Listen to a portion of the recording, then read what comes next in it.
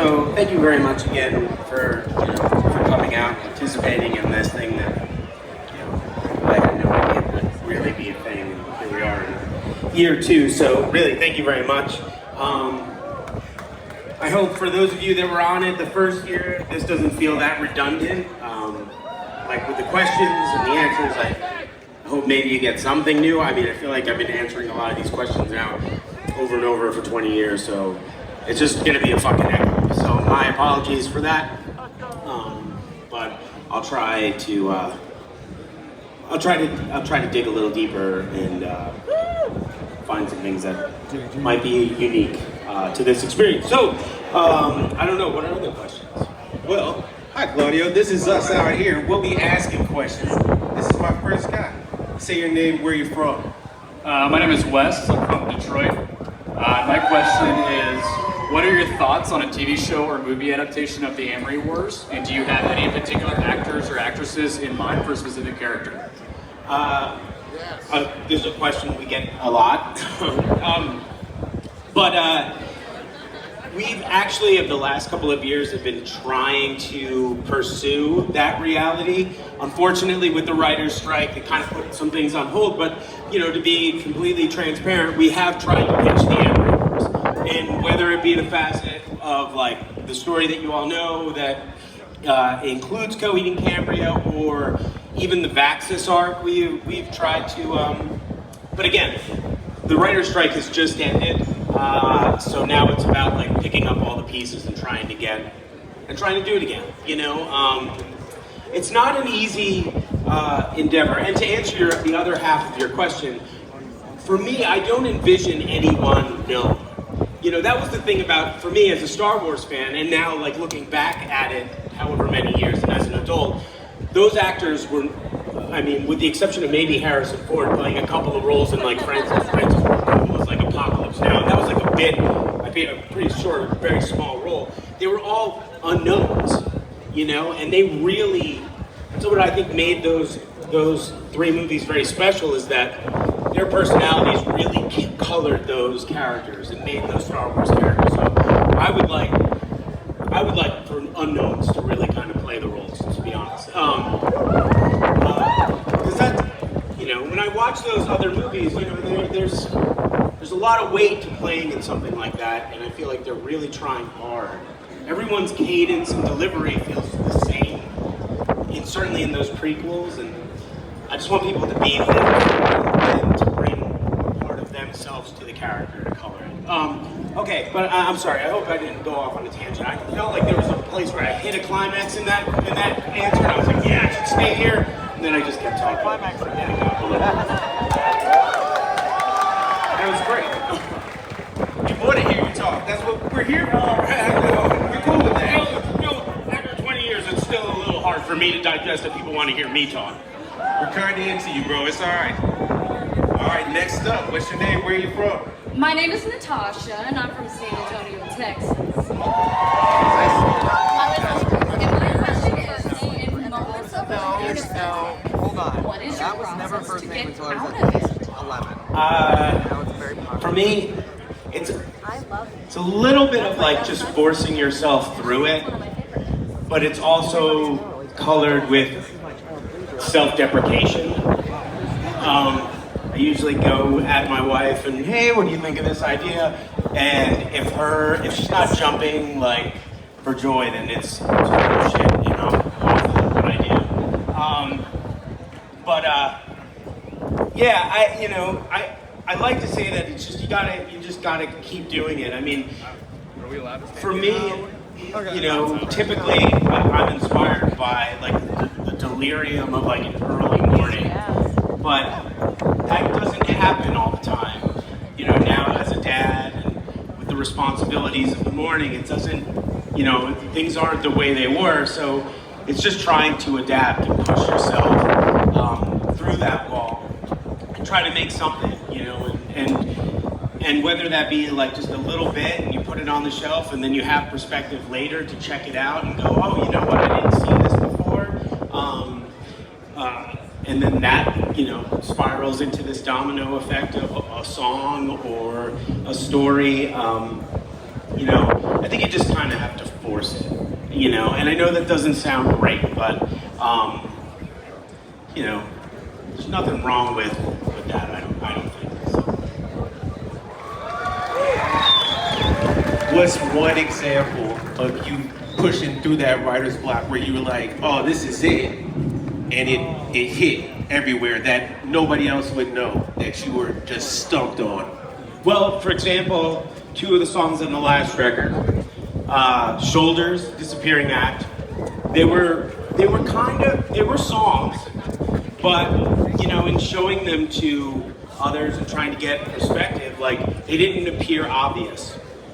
And so for me, it was like, I'm just gonna shelf that, you know, and they were different, you know, I mean, Shoulders is such a bluesy sort of thing. I felt like, oh, you know, maybe this is a little too odd for Coheed, or, you know, Disappearing Act was, you know, it was like an organ being sent through a sequencer, and I was just really forcing like this idea, and it just didn't feel obvious. And then showing it to Zach, the producer that I worked with on the record, he was like, these are obvious songs to me. You know, perspective is a crazy thing. It's like, and they did. They became like 2 very strong staples on the record. So, yeah.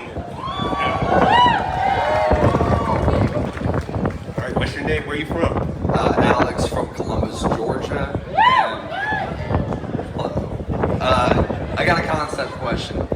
With Vaxxas being able to at least perceive time differently than anyone else, is it a possibility that we see more characters from different points in time brought into the current story arc, similar to how Cyrus was? Could Ryder or the Crowing play a new role? You know, I you know, yes. I mean, I feel like I gotta give you something. But I'm not gonna tell you the details of it, but so my wife and I, we just finished the outline for Vaxxas 3.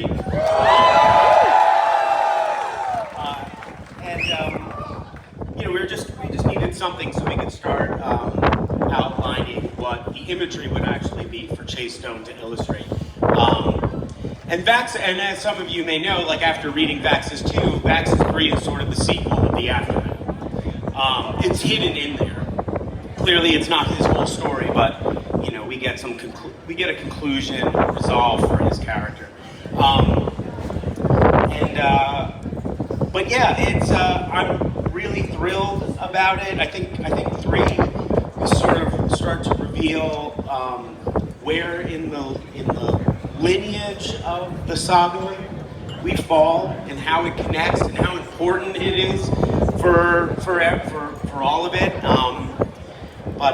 Yeah, you know, that is a possibility. Whether it's those characters, you'll see. So, I mean,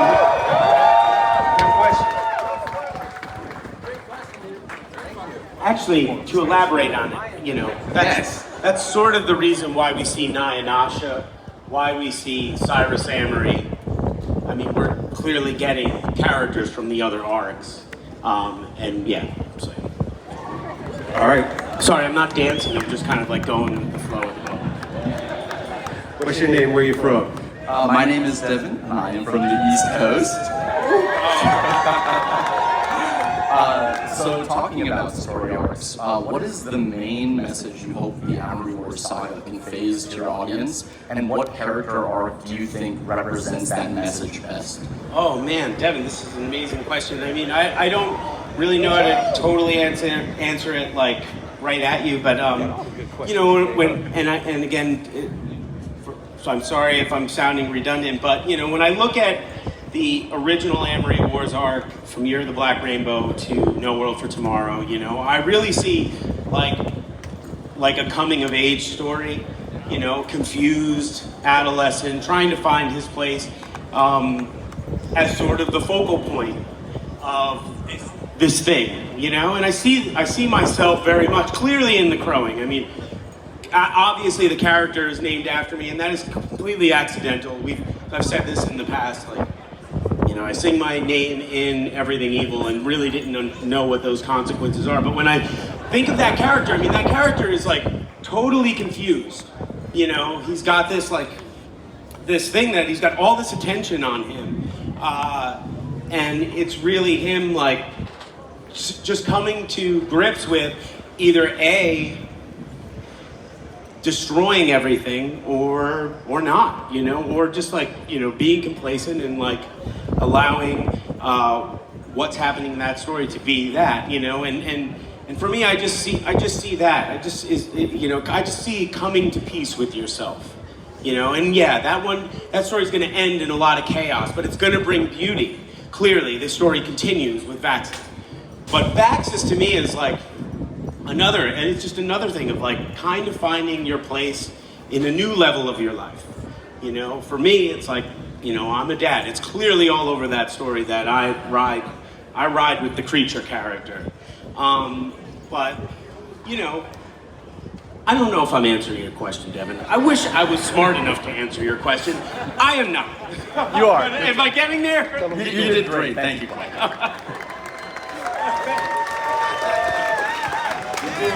Stand to ask questions.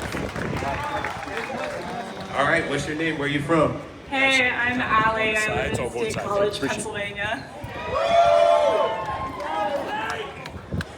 I guess you kind of started on this personal life, most heavily inspired window of the waking mind. Right.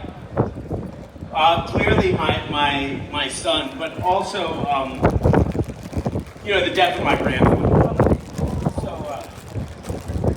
that... Got some good shit out of Thank you, man.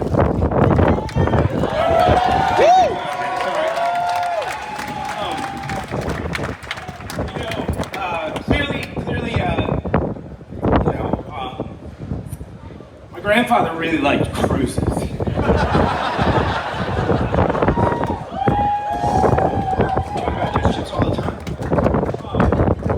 But anyway, like, you know, clearly me being a dad, a big part of bringing the Cyrus Amory character back was him. You know, my grandfather bought the property that we spent most of our lives on, which was Amory Drive.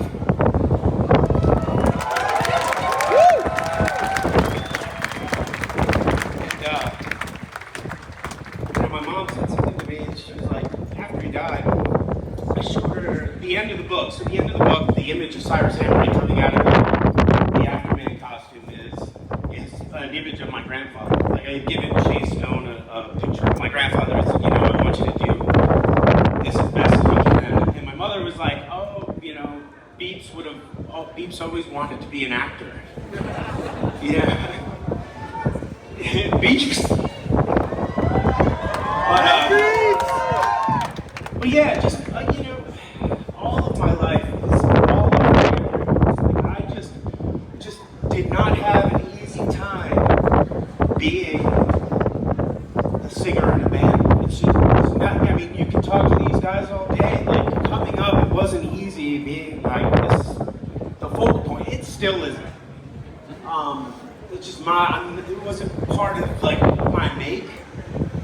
And so that's why the Amory Wars is here. That's why I had all of my life, you know, clearly Amory, the place I grew up, like Cyrus Amory, like the whole story of Cyrus Amory, it's really kind of wild. And I'm sorry that I like bring up all these details, like, but you know, Mary was, even though it's spelled differently, his wife's name was Mary. She died very young in their relationship, at least from my perspective. He lived a long ass life. He was 101 years old when he died in the pandemic. And he didn't die of COVID as far as I know, but my brother and his wife actually treated him. They were first responders through the pandemic. And, you know, now I'm just like sort of looking at he lived a whole life without her.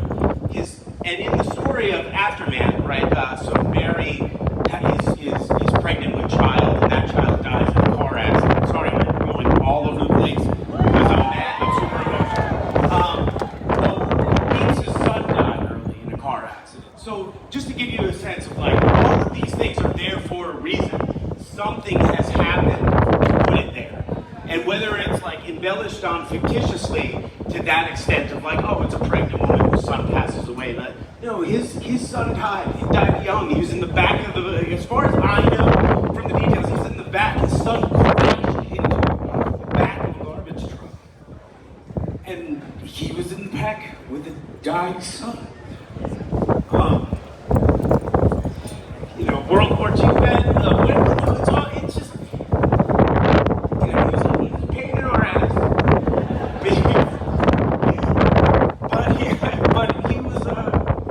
He was our other dad, you know?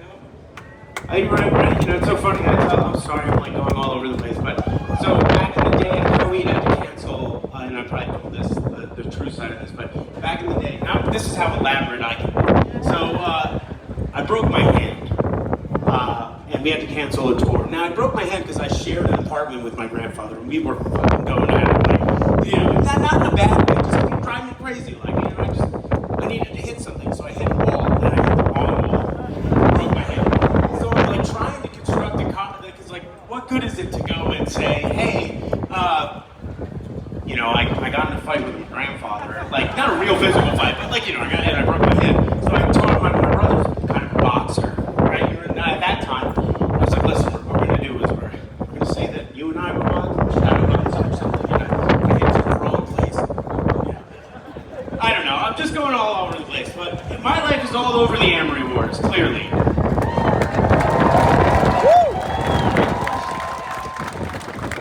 Claudia, you can talk as long as you want, go into as much detail as you want. That's what we're here for, man. No, That's fine. and you know, like I said earlier, it's just really hard for me, like, it's hard for me to still, like, believe that, you know, that I'm up here talking about this stuff. Like, you know, even, I don't know, it's easier to go up here and play music because, in a weird way, it's just a different persona. I get to turn into something else. I get to be the guy in the room with the door closed, listening to Soundgarden, you know, bugging out or something. You know, that's what I get to do up there. It's somebody else.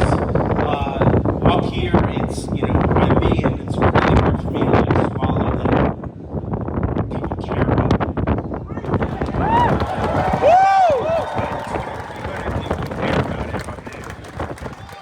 What's your name? Where are you from? Hey, I'm Cypress Wild, and I'm from Austin, Texas. So, my question is, within the Amory Wars universe, has there ever been a character you created that didn't, like, make the cut into the actual storyline?